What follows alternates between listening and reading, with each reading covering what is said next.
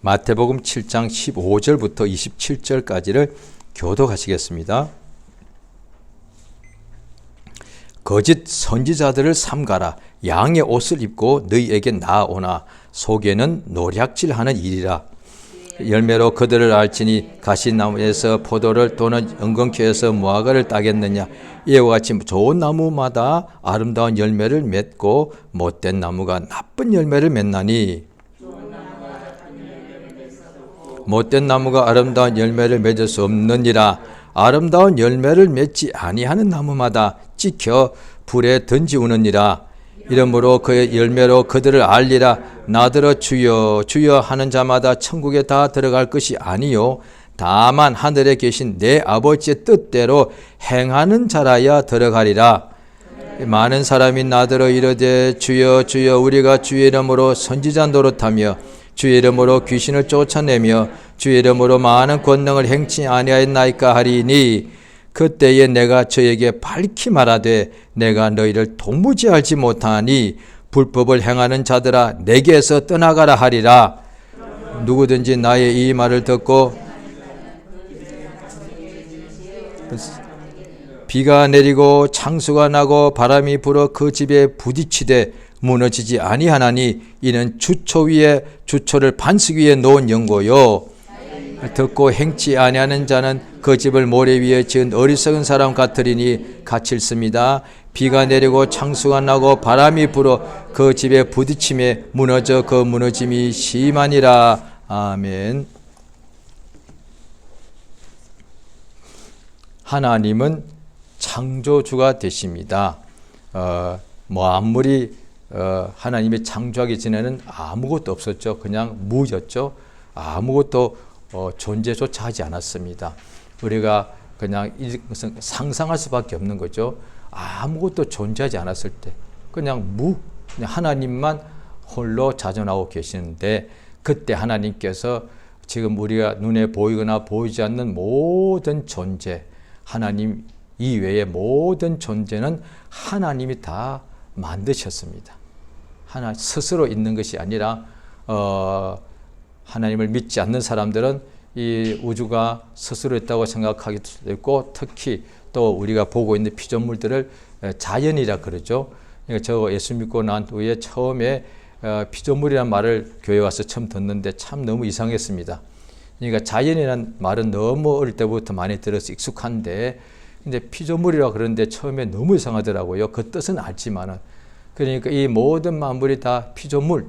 그러니까 자연은 말 그대로 스스로 있다는 뜻이고 피조물은 누군가에 의해서 만들어졌다는 뜻이니까, 그래서 그때부터 자연이라는 말을 잘 사용하지 않게 되었고 그냥 피조물이라는 말을 늘 쓰게 되었습니다.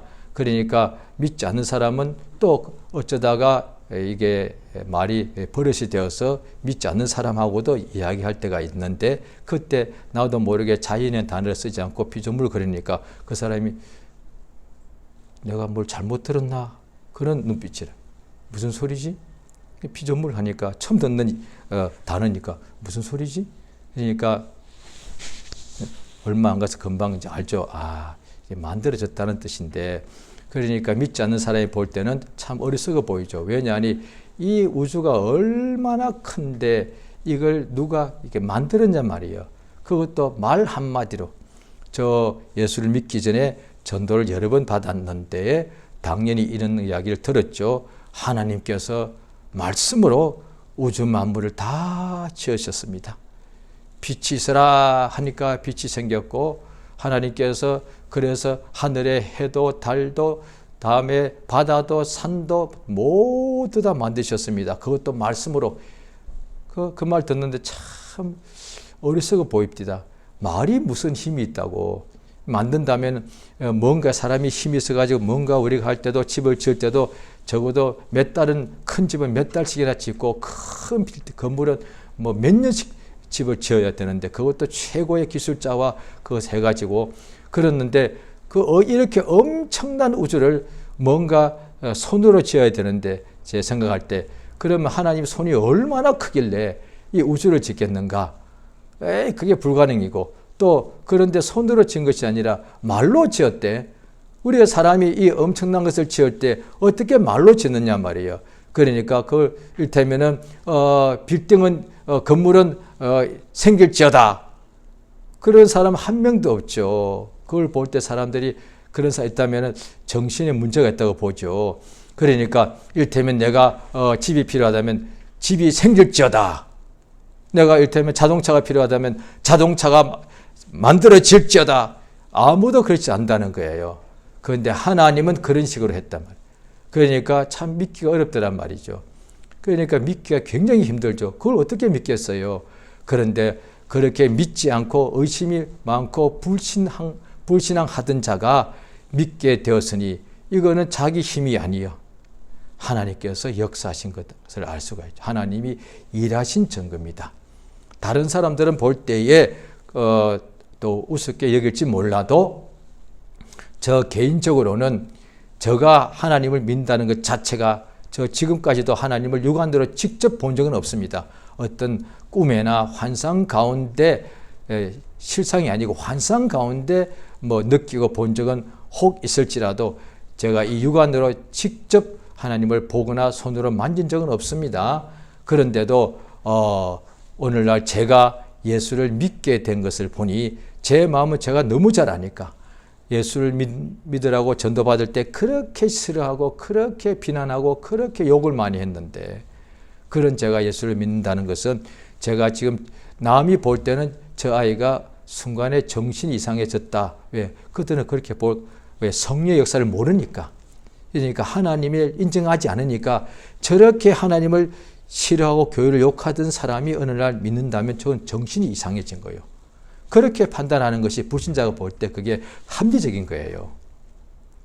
불신자가 볼 때는 하나님을 믿지 않는 사람이 볼 때는 저렇게 예수를 믿지 않고 싫어하고 욕하던 사람이 어느 날 예수를 믿게 된다는 것은 저 사람이 그거는 정신이 지금 문제가 생긴 거예요. 너무 마음이 힘들든지 너무 사는 것이 힘들든지 제가 또 믿기 직전에는 스스로 인생을 끝내버릴까도 종종 했거든요. 그러니까 저의 가족 친척은 알죠. 근데 가족 친척은 어떻게 하느냐. 너 정신이 이상해진 거다. 예, 그걸 봤으니까 제가 정신이 그렇게 힘들어하더니 예수를 믿으니까 그래서 어떤 가족은 그럽디다. 제가 가서 예수님 만났다고 저를 아시지 않습니까? 예수님 정말 살아 계십니다. 제가 예수를 얼마나 싫어했습니까? 라고 우리 가족한테 어른한테 가서 믿으십시오 했더니 그러는 거예요. 어떤 어르신이 야 너는 정신이 그래 힘들었으니까 너는 예수 믿는 게 좋겠다. 지금 네가 와서 이야기하는 거 보니까 내가 너 말 듣고 예수 믿기는 않을 텐데 네가 지금 이야기하는 거 보니까 예수 믿으라는 얘기 빼놓고 네가 정신이 돌아온 모양이다. 그러더라고요. 그래서 너는 예수 믿는 것이 좋겠다. 이제 네가 무엇으로 목숨을 끊겠다 그런 소리 안 하는 거 보니까 너 참 잘됐다. 너는 예수 믿어야 되겠다. 얼마나 또 한편으로 또 다행인 거예요. 왜냐하면 가족들이 너 믿지 마 이렇게 해야 되는데 저보고는 믿으라고 해요. 나는 안 믿더라도 너는 믿어야 되겠다. 그러니까 정신이 이상해졌다고 보는 거죠. 그런데 제가 예수 믿게 된 것은 이거는 제가 정신 이상한 것도 아니고 어떻게 협박받은 것도 아니고 오직 눈에 안 보이지만 하나님께서 나로 믿도록 역사하신 것을 전언한다는 거예요. 이것이 간증이잖아요. 하나님께서 하나님 보아서 아니요. 그런데 어떻게 믿어? 나 절대로 안 믿는 것은 그건 다 역사적인 사실이었어. 그런데 지금 또 믿는 것도 역사적인 사실. 이거는 입증할 수 있어. 그런데 절대로 안 믿는 사람이 어떻게 믿게 되었는가? 그건 하나님께서 믿도록 나의 마음과 생각을 움직여 주신 거단 말이죠. 성경에 거기 쭉 그런 구절이 나오니까. 그래서 하나님께서 살아계시고 모든 만물을 만드신 것을 기록된 성경을 통해서 그전에는 그렇게 우습게 보았는데 이제는 믿게 되더라고요. 그러니까 하나님께서는 모든 만물을 말씀으로 명령하시니까 그대로 이게 창조가 되더란 거예요. 하나님께서는 창세 때부터 하늘들의 하늘을 지으시고 지금까지도 하나님께서 역사하고 계시는데 창조할 때부터 하나님은 이제 일하시기 시작하신 거죠. 그전에는 하나님의 뜻을 가지고 계시는데 이제 하나님은 어떻게 일하시느냐. 창조하셨단 말이죠. 창조하시고 그 창조된 것들을 하나님께서 보존하시고 지키시고 도우시고 계십니다. 그 하나님께서는 창조할 때부터 창조된 이들을 또 다시 돌아오게 하고 또 살아나게 하고 회복되게 하고 하는 일을 지금도 하고 계신데, 전체뿐 아니라 개인에게도 역사하고 계신데 어떻게 일하고 계시느냐? 말씀으로 일하신다는 거예요. 하나님께서 지금도 일하시는데 어떻게 일하시느냐라고 이제 믿는 사람들이 생각할 수가 있죠. 불신자는 아예 잘 모르니까. 믿는 사람들이 어떻게 생각하는가 하니, 믿는 사람 중에 상당수가 하나님께서 일하시는 것은 들어서 믿고 알겠는데 어떻게 일하시느냐? 갑자기 내가 가만히 있는데, 이를테면은 뭐라 할까?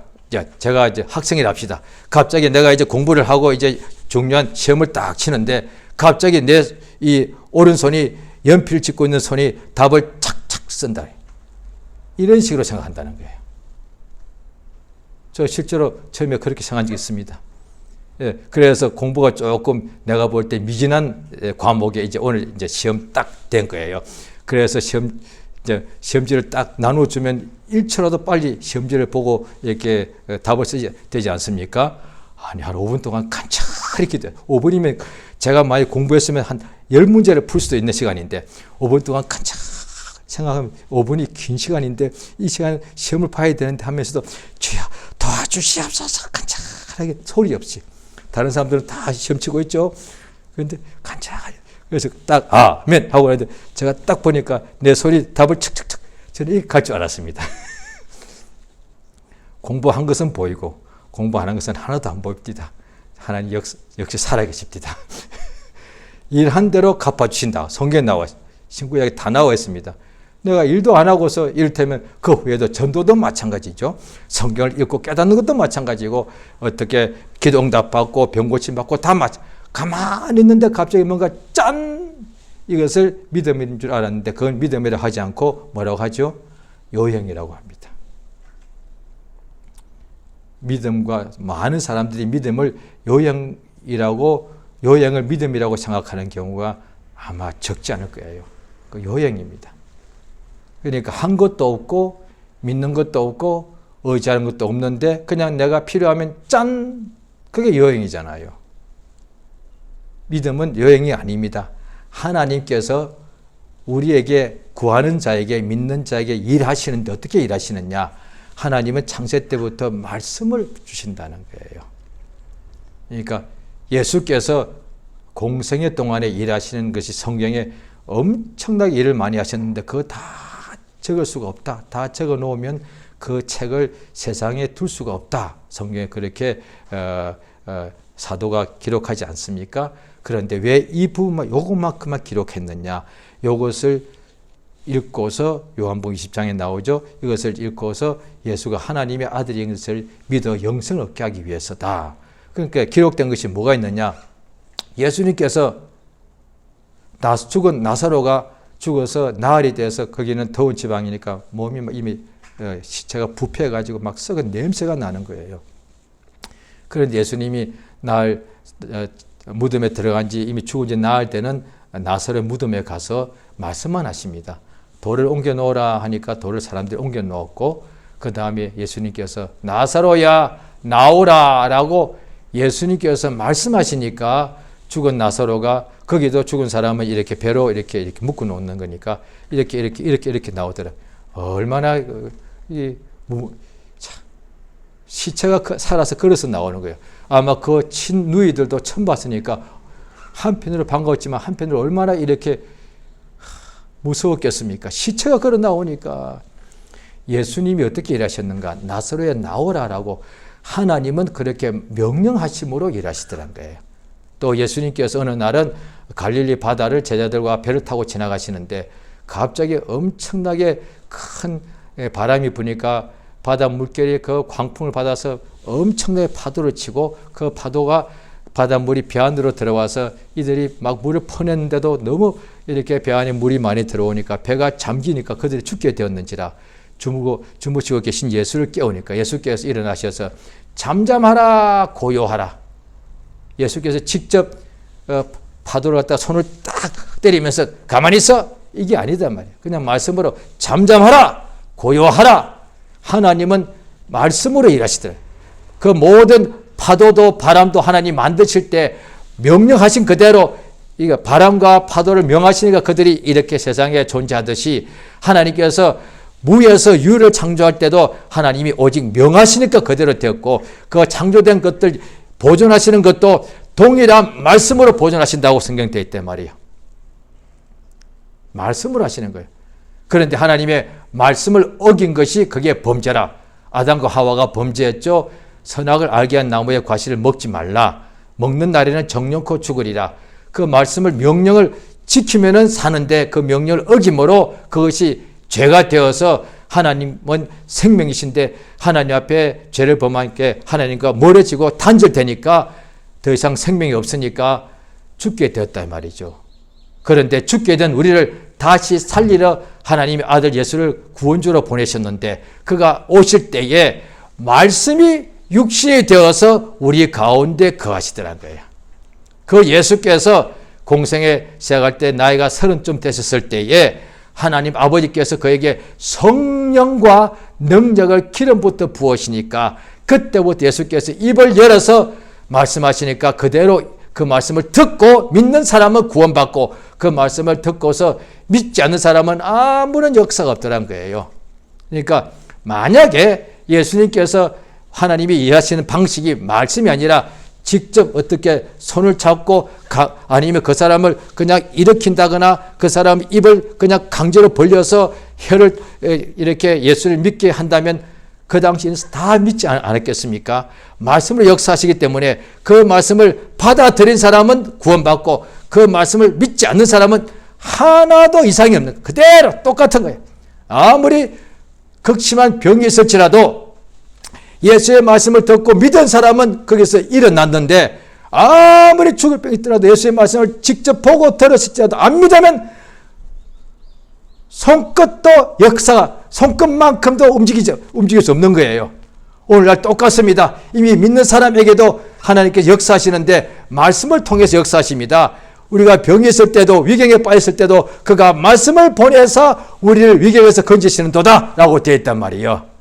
그러니까 성경 전체를 우리 지금 다 볼 수는 없습니다만 곳곳에 너무 많이 나와 있습니다. 예레미야는 선지자가 예언하러 가가지고 그 다음에 잡혀가지고 시위대들 일테면 오늘로 치면은 경호대 잡혀가지고 이제 죽기 직전이에요. 그런데 하나님께서 갑자기 천사가 와서 짠 하고 거기서 들어 올린 것이 아니라 말씀이 주께서 말씀을 주십니다. 너가 내게 부르짖으라. 그러면 내가 너에게 응답하겠고 네가 알지 못하는 크고 비밀한 일을 보여주리라. 그때 그래서 말씀을 하나님께 받고서 그대로 순종하여서 기도했더니 하나님 응답하시더란 거예요. 오늘날 똑같습니다. 믿는 사람도 하나님 앞에서 그 말씀을 듣고서 그렇게 주 앞에서 그 말씀대로 듣고 믿으니까 하나님께 구하더란 거예요. 구하니까 얻게 되더란 거예요. 그래서 말씀을 들을 때에 그것을 원수가 빼앗지 못하게 되는 거예요. 어떤 세상에 사는 동안에 불신자는 특히 신자들은 어디 있든지 간에 세상에 있는 거로 마음에도 문제가 올 수 있고 몸에도 문제가 올 수 있고 자기 가족, 자기 삶의 집에서도 그 다음에 직장에 가도 심지어 교회 가도 문제가 올 수 있단 말이죠. 왜? 이 세상은 어두운 곳이 흑암이니까요. 세상 자체, 우주 자체가 사망의 엄침한 골짜기니까. 그럴 때에 이 사망과 죄와 어둠이 있는 이 세상에서 예수 믿고도 남은 세월 동안에 세상에 머물며 살아가야 되니까 항상 사망이 우리를 둘러 지나치게 될 때에 하나님께서 말씀을 보내어서 우리를 건져주신다는 거예요. 따라서 어떤 위경에 있든지 간에 그 말씀만 들으면 살아나는데 원수가 하는 것이 뭐냐 하니 우리가 믿고 잘 살다가도 문제가 어떻게 발생하느냐. 시험이 뭐냐. 이 하와부터 시작했습니다. 시험이 뭐냐니 하나님 말씀을 듣고 잘 살아가다가 어느 순간에 그 말씀을 듣지 못하는 거예요. 이게 시험이 시작되는 겁니다. 이 말씀을 왜 못 듣느냐. 하와에게 한 것처럼 마귀의 말을 듣게 합니다. 그게 유혹이단 말이에요. 마귀도 역시 그 밑에 있는 악의 영들과 귀신은 사람을 직접 병들기도 하고 사고 나기도 합니다만, 마귀는 그런 것이 아니라 마귀도 이 세상의 왕이다 보니까, 이 우주 안에 어둠의 이 세상의 왕이다 보니까 왕은 항상 명령한단 말이에요. 그래서 마귀가 어떻게 하느냐, 믿는 사람에게 말을 줘서 그 말을 받아들여서 하나님 말씀을 멀어지게 만드는 거예요. 마귀는 속이는 자, 거짓말하는 자. 예수께서 요한복음 8장 44절에 보면은 마귀는 누구냐? 처음부터 거짓말, 거짓의 아비란 것은 최초란 말이니까 시작이란 뜻이죠. 마귀는 거짓의 아비, 거짓말장이, 온 세상에 있는 모든 사람들을 속이는 자, 천하를 꿰는 자다. 이때는 우리 인간을 말합니다. 인간은 마귀가 눈에 안 보이니까 그냥 생각으로 오다 보니까 이게 내 생각인 줄 알고, 또 유혹을 받아들이면 그게 육체에 우리의 또 정욕이 있기 때문에 그게 내 육체에 유익하고 좋은 것 같이 들리기 때문에, 그러니까 하와를 유혹할 때에 선악을 알게 하는 나무의 과실을 먹지 말라는 명령을 받고 잘 순종했는데, 어느 날 뱀을 통하여 유혹하기를 마귀가 그것을 먹으면 죽지 않고 오히려 눈이 밝아져서 하나님처럼 된다. 그러니까 그렇게 뱀을 통하여 마귀가 아무리 그렇게 유혹했을지라도 하와가 아니다, 하나님의 말씀에 선악을 알게 하는 나무의 과실을 먹으면 정녕 죽는다고 하셨다. 그러면은 죄를 범하지 않았겠죠. 그런데 그래서 우리가 유혹을 받을 때에 항상 말씀이 있어야 된다. 그래서 말씀이 있어야 된다는 거예요. 말씀이 있고 그 명령에 따라서 순종하는 자에게, 그 말씀을 믿는 자에게 따르는 표적이다 말이에요. 표적 자체가 오는 것이 아니라, 응답 자체가 오는 것이 아니라, 물질이나 건강, 이적 자체가 오는 것이 아니라 그 자체는 오지 않습니다. 항상 말씀을 믿는 자에게 따라오는 거예요. 그게 앞서가는 게 아닙니다. 오늘날 많은 사람들이 하나님의 말씀을 잘 우리가 더 성령으로 깨닫게 되는 성장이 있는데, 아직 성장을 하기 전에는 표적 자체만 온다고 생각하는 거예요. 그래서 이를테면 말씀을 읽으시기 바랍니다. 저는 글자만 봐도 머리가 아파요. 그냥 능력 주시옵소서. 아니, 말씀을 배우셔야 됩니다. 하나님은 태초에 말씀이 계시니라. 요한복음 1장 1절에 나오지 않습니까? 이 말씀이 하나님과 함께 계시니 이 말씀이 곧 하나님이시라. 하나님은, 그러니까 요한복음 1장 1절에는 태초에 말씀이 계시니 그 말씀이 하나님이다 그랬고, 창세기 1장에도 하나님께서 말씀으로 만물을 지으시더라. 다 나와 있지 않습니까? 그래서 이 성경을 우리가 더욱더 배워야 됩니다. 호세아 선지자를 통해서도 내 백성이 망하는 까닭은, 내 백성이 목마른 까닭은 물이 없어서가 아니고 배가 고픈 까닭은 양식이 없어서가 아니라 하나님을 아는 지식이 없기 때문에 망하는 것이다. 따라서 우리가 말씀을 더욱더 읽고 배워야 되겠습니다. 하니까 바빠요. 그런 시간은 저는 책 4,000원일 수 있습니다. 저는 그냥 책만 해도 저 머리가 아픕니다. 이런 사람이 많다는 거예요. 그러니까 하나님 말씀을 들으라는 거예요. 그 말씀에 의하면, 그 말씀을 믿을 때에 하나님께서 그 믿음을 보시고 그대로 하나님께서 기사와 응답을 주신다는 거예요. 예수께서 오늘 말씀에 그날에 심판날이죠. 주여, 예수님께 가서 심판 때 다 심판자가, 재판장이 성경에 보면 하나님이 되어 있습니다. 그러니까 예수님 앞에 심판 때, 재판날, 그 뜻이죠. 마지막 날은 심판하는 날, 재판하는 날입니다. 그 재판의 자리에 예수님이 앉아 계신데, 그래서 그들이 심판대에 가서 예수님이 앉아 계시니까 주여, 주 예수여, 우리가 주님하고 재판장님하고 우리가 그때 밥을 같이 먹지 않았습니까? 심지어 내가 재판장이신 주의 이름으로 내가 귀신도 쫓아내지 않았습니까? 그거 아시지 않습니까? 이런다는 거예요. 그 다음에 또한 예수께서 거짓 선지자들 삼가라. 구약 때 선지자고 신약 때도 지금도 하나님이 쓰시는 선지자가 있죠.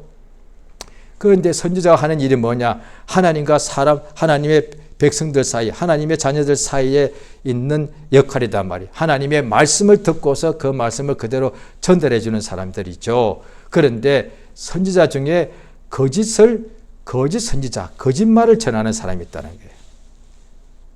거짓 선지자.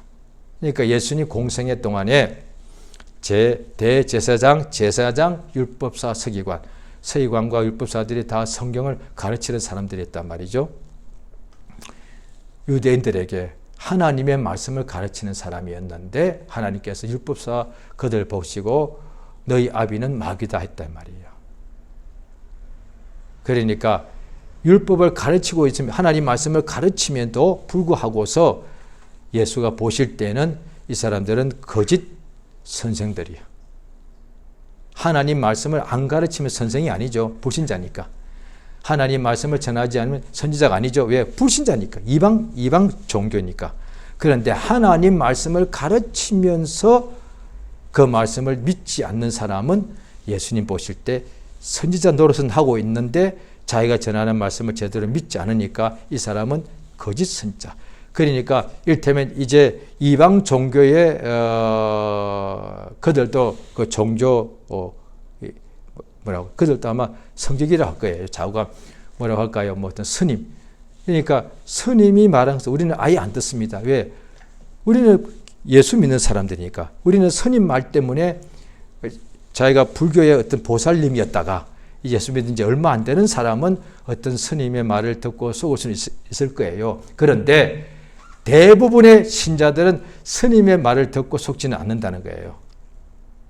아예 그 말 안 들으니까. 그런데 교회의 선지자가 전할 때는 듣는다는 거예요. 따라서 스님을 상가할 필요는 없고요. 거짓 선지자를 상가하는 거예요. 왜? 그들의 말을 받아들이게 되니까 마치 하와가 뱀의 유혹을 받고서 죄를 범한 것처럼. 그러니까 거짓 선지자들을 알아보지 못하면 그들이 하나님의 참 선지자인 줄 알고 그들이 전하는 말을 듣고 믿고 따라가기 때문에 망한다는 거예요. 예수가 분명히 말씀했습니다. 거짓 선지자들을 삼가라. 예? 그럼 우리가 어떻게 알아봅니까? 그러니까 평신도가 또 더군다나 하나님의 종인데 감히 판단하기가 어렵지 않습니까?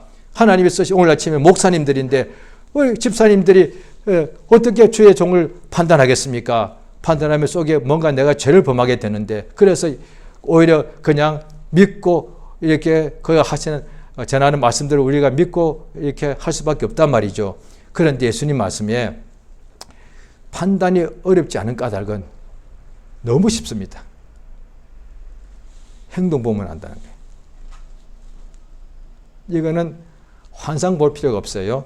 전에도 제가 청년 때 또 보니까 그때 기도 굉장히 많이 할 때니까 뭐 목사님들뿐 아니라 목사님이 오해 기도 적게 할 때 왜 목사님들은 워낙 바쁘니까 하루 종일 새벽 기도부터 밤새벽 때까지 일해야 되니까 목사님들은 기도할 시간 자체가 부족한 거예요. 제가 그때 보니까 목사님들은 계속 움직이면서 기도하시는 거예요. 그런데 한 자리에서 기도할 시간이 없으니까 그때 보니까 오히려 성도들이 기도 더 많이 해요. 한 자리에서. 왜? 성도들의 시간이 좀 더 많으니까. 한 자리에 앉아서 기도하는 시간은 제가 볼 때 성도들이 목사님보다 더 많더란 말이에요. 왜? 목사님들이 워낙 바쁘니까. 그렇게 기도 많이 할 때에 목사님들은 어떤 말씀을 하지만 성도들은 아직 말씀을 잘 모를 때 아니겠습니까? 환상이 보이는 거예요. 기도 많이 하는 기도 시간은 보통 몇 시간씩 했으니까 당연히 자기 기도만 먼저 하겠지만 자기 기도 해봐야 한 시간이면 다 끝나거든요. 그 다음부터 기도를 하죠. 이제 교회 에 기도하고 목사님 위해서 기도하고 또 아는 목사님들이 많으면 목사님 한 5, 10분을 기도한단 말이에요. 기도하는 중에 환상에 보통 눈 감고 기도하지 않습니까? 하나님 아버지 우리 김아무개 목사님 그 다음에 이 목사님 잘되게 해달라고 기도하지 않습니까? 그 사람이 그랬대요. 기도 중에 목사님 각 이름을 놓고 기도할 때마다 그 목사님이 환상 중에 보이는데 어떤 목사님이 팬티만 입고 있더라는 거예요. 어떤 목사님은 빨가벗고 있고 어떤 목사님은 속옷만 입고 있더라는 거예요. 그래서 어떤 목사님 옷을 입었는데 옷이 위에만 입고 밑에는 옷을 벗고 있고 어떤 목사님은 옷이 아주 얼룩이 때가 너무 많더라는 거예요. 그래서 자기의 자녀를 일종의 파송해가지고 목사님 회개하시라고 하라 이랬다는 거예요. 그때 그 당시 그런 일이 굉장히 많았습니다. 환상 안 봐도 돼요. 그 환상은 실제가 아니기 때문에 틀리면 어떡할 거예요. 환상으로 미혹되는 속는 경우가 굉장히 많거든요. 예수님은 오늘 본문에 환상을 보면 안다고 되어 있지 않았습니다. 나무는 열매 보면 너무 간단하잖아요. 지금 나무가, 저는 도시 출신이라 저는 지금도 나무가 때문에 겨울에 나무 있으면 제가 이 나무가 사과나무인지 배나무인지 지금도 저는 확실히 모릅니다. 그런데 나무들이 막 치고 가면 여러 가지 막 복숭아 나무 있지 않습니까? 그런데 나무 볼 때 별 똑같아 보여요. 그런데 이 나무가 사과나무인지 배나무인지 복숭아 나무인지 어떻게 아느냐? 여름 되면 아는 거예요. 거기서 복숭아 열매가 막 맺히고 여기서 배가 사과, 이거 사과나무네. 너무 간단하잖아요. 그런데 열매가 나오기 전에 이제 붙잡고서 주님, 이 나무가 무슨 나무인지 보여주시옵소서 이럽니까? 나무야 봄에는 모르고 여름 돼야 알지만 사람은 적시를 행동 보면 알잖아요. 그러니까 누가 하나님이 다 종인데도 하나님 쓰시는 종이냐 거짓이냐 어떻게, 나무는 좋은 나무는 절대 나쁜 열매를 못 맺고, 그러니까 나무가 좋다 나쁘다 판별의 기준이 뭐냐, 열매가 좋은, 아무리 보기가 나무가 너무 좋아 그런데 열매가 다 썩은 것만 나오네, 그 나무를 베버려야 된다고요. 그런데 또 어떻게 보니까 나무가 볼 때 좀 초라해 보이는데 열매는 그렇게 튼튼하고 많이 나오고 그렇게 맛있단 말이에요. 그러면 그 나무가 좋은 나무, 예수께서 그렇게 창세기 때부터 우리 하나님께서 나무를 만드실 때는 열매를 내라 했기 때문에, 그러니까 복숭아 또 나무 중에서도 어떤 나무가 더 좋은 나무냐, 복숭아 가장 크고 튼튼하고 맛있고 영양가 좋은 복숭아 열매를 맺는 나무가 그 나무가 제일 좋은 나무야. 그래 지금도 서로 놓고서 품평회하고 지금도 나무 놓고서 평가하고서 1등상을 주고 하지 않습니까? 가장 좋은 나무니까, 여기서 나온 열매가 너무 좋으니까. 그러니까 이것은 그 다음 것이 뭐냐니 불법을 행하는 자들아, 이 행동을 말하는 거예요. 그러니까 나무는 열매를 하듯이 사람은 어떻게 할 수 있느냐, 사람의 열매가 뭐냐, 행동이다. 말로 사는 것은 다 할 수 있는데 행동이 그 사람이 마음속에 있는 것을 볼 수가 없는데, 그 사람의 생각과 마음은 볼 수가 없지 않습니까? 그런데 그 사람의 마음과 생각을 어떻게 할 수 있느냐, 그 사람이 하는 말과 행동 보면 아는 거예요. 왜? 행동은 전부 다 속에 있는 생각이 밖으로 나오는 거니까. 우리가 누군가 같이 친구들하고 같이 밥을 먹으러 갈 때 오늘 뭘 먹을까 속에 생각하는데, 저 친구는 뭘 먹을까? 저 친구는 한식을 먹을까? 양식을 먹을까? 몰라. 그런데 가서 저 이것 주세요. 그거 하는 행동 보면 알지 않습니까? 우리가 이 땅에 있을 때 예수께서 알려주시는 거예요. 그러니까 행함이 없는 믿음은 죽은 믿음이에요. 야고보서 2장에 보게 되면은 하나님을 다 믿는데 귀신도 하나님을 믿는다는 거예요. 그런데 우리가 세상 살 때에 일생을 애쓰고 수고하고 노력하고 했는데도 맨 마지막에는 세상이 다 죽음으로 끝이 날 때에, 그래 사람들이 뭐라고 하냐면 인생이 허무하다는 거예요. 그런데 야고보서 2장에 보면은 인생이 허무했다, 우리가 얼마나 그게 낙심이 됩니까? 인생은 너무 허무하거든요. 왜? 죽을 때 보면 아무것도 가져가지 못해. 하루도 살고 싶어도 못 살아. 가장 사랑하는 가족도 그냥 그 사람을 지켜주지 못해. 다 떠나야 돼. 다 그렇게 애지중지하던 일생의 그 몸이 죽으면 다 먼지가 돼버려. 인생이 얼마나 허무한데, 그것만 보면. 그래서 하나님을 모르는 사람들은 인생이 허무해서 몸부림을 치는 거예요. 지금 뭐 성공했다, 다 100년도 못 살, 다 당신도 그렇게 자랑하고 내가 세계에서 돈을 제일 많이 번다, 내가 제일 똑똑하다, 내가 제일 잘났다, 소용없어. 당신도 몇십 년에 다 먼지밖에 안 돼. 그 아무것도 아니에요. 인생이 얼마나 허무합니까? 하나님을 믿지 못하는 사람들에게는. 그런데 그보다 더 허무한 게 한 가지 있다는 거예요. 믿음이 허탄한 거예요. 인생을 하나님 몰라서 그렇지만 예수 믿고 만유의 주인 되시고 영생을 얻게 된 이 사람, 이 믿음을 가진 사람이 그 믿음이 헛된 믿음을 가지고 있다는 거예요. 아, 허탄한 사람아, 행함이 없는 믿음이 헛것인 줄 모르느냐. 인생 헛것이요. 그렇게 말하면 안 돼요. 예수 믿으면 영생 얻으니까. 그런데 믿음 헛것이요. 신자 중에서 이런 말에 속아서 시험 드는 사람은 다 이렇게 시험 들거든요. 왜 믿음이 헛것이라 해서 시험 드느냐? 내가 이렇게 믿고 열심히 예배가고 구했는데 왜 응답이 없냐 이 말이야. 그래서 응답이 없으니까 헛됐다 이 말. 그래서 시험 들어서 교회 떠나버리는 거거든요. 제가 2번 교회 떠날 때가 또 그런 상황. 내가 그렇게 열심히 구했는데 왜 응답 안 주냐 이 말이에요. 그럼 하나님이 없거나 있다면 계시다면 왜 나한테 응답 안 돼? 그러면 하나님 나를 뭔가 싫어하는 건데 내가 이렇게 열심히 해봐 이게 밤새워 철학기도 하고 금식해봐 이거 헛된 일이에요. 왜? 나한테는 아무런 효험이 없으니까. 인생보다 믿음이 헛되면 어떻게 되느냐? 잘못하면 영생 얻지 못하고 멸망당한단 말이에요. 인생은 헛되도 괜찮지만은 물론 괜찮지 않습니다만은 믿음은 반드시 실천이 되어야만 헛된 인생을 살고도 믿음을 가지게 되면 영생에 들어가서 영원히 살고 영원한 행복과 기쁨을 얻게 되는데 인생에서 아무리 자기 딸의 잘 산다 할지라도 믿음이 헛되게 되면은 천국에 들어갈지라도 불 가운데 구원받고 벌거벗고 들어간다 이 말이에요. 어떤 것이 믿음이 헛된 것이냐? 예수 믿는 것 그거 다 옳은 믿음이죠.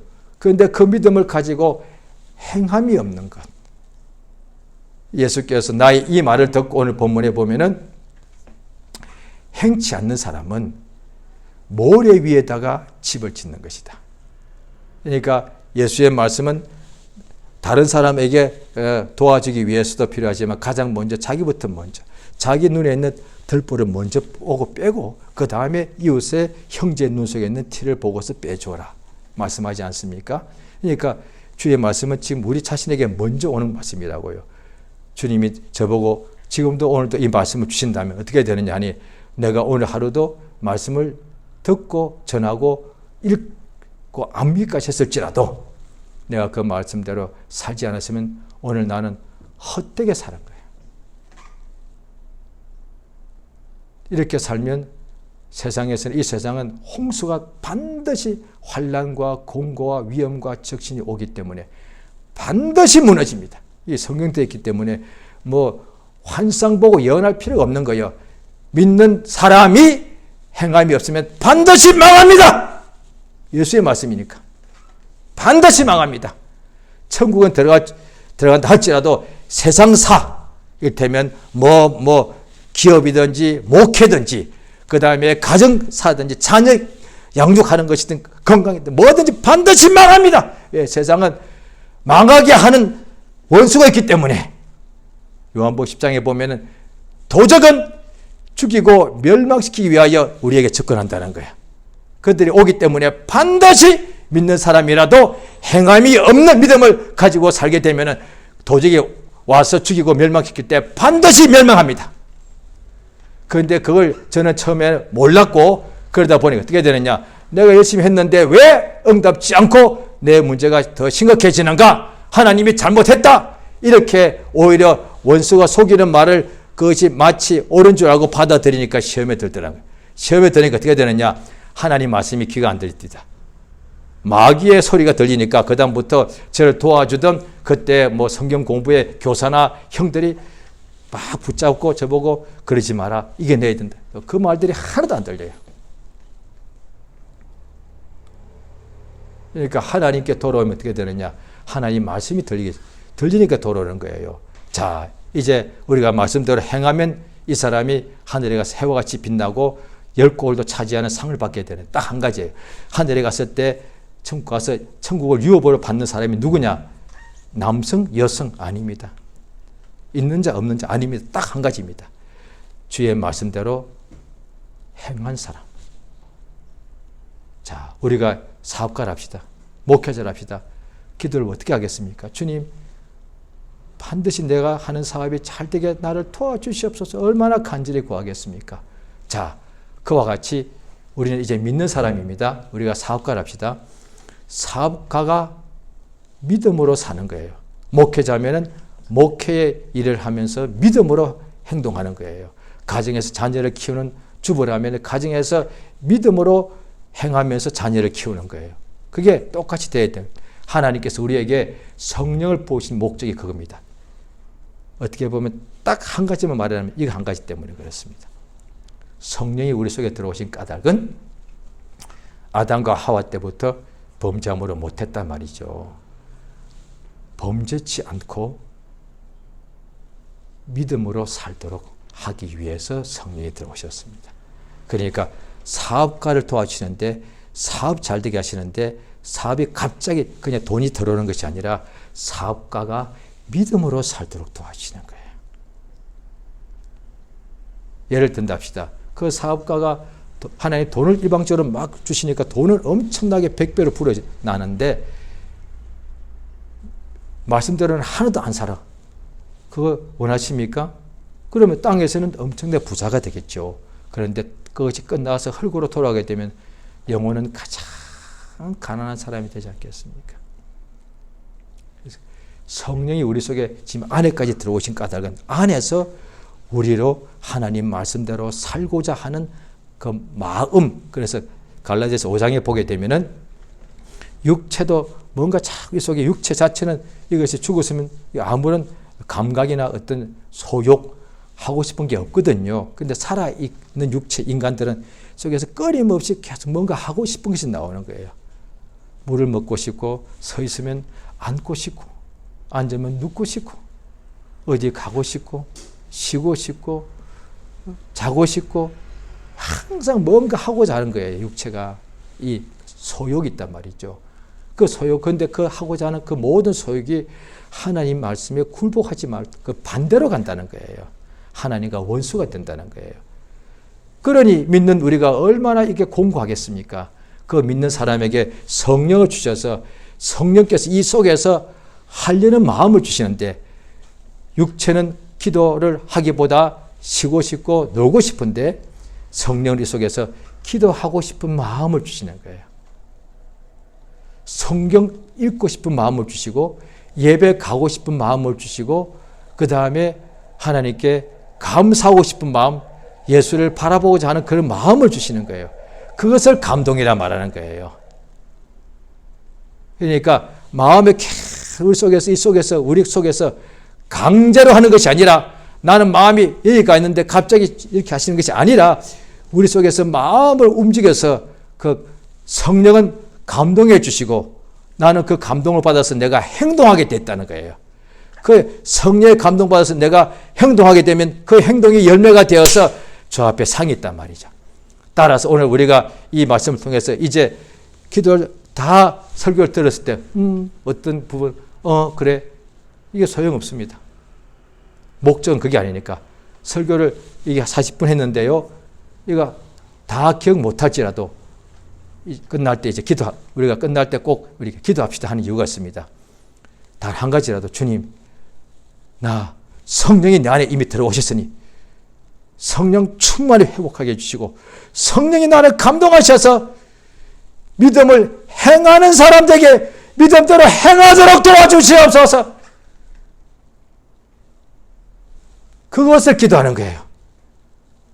내가 집에 있든지 교회에 있든지 직장에 있든지 간에 내가 젊든지 늙든지 간에 돈이 있든지 없든지 간에 항상 믿음대로 말씀을 생각하고 그 말씀을 믿고 그 내 믿음대로 살도록 행동하도록 나를 도와주시옵소서 라고 구하는 것입니다.